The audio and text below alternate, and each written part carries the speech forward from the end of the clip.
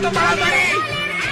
আরজিকরের কথা, আমার বোন অভয়া, আমার বোন তিলোত্তমার কথা ওরা এখনো বিচার পায়নি।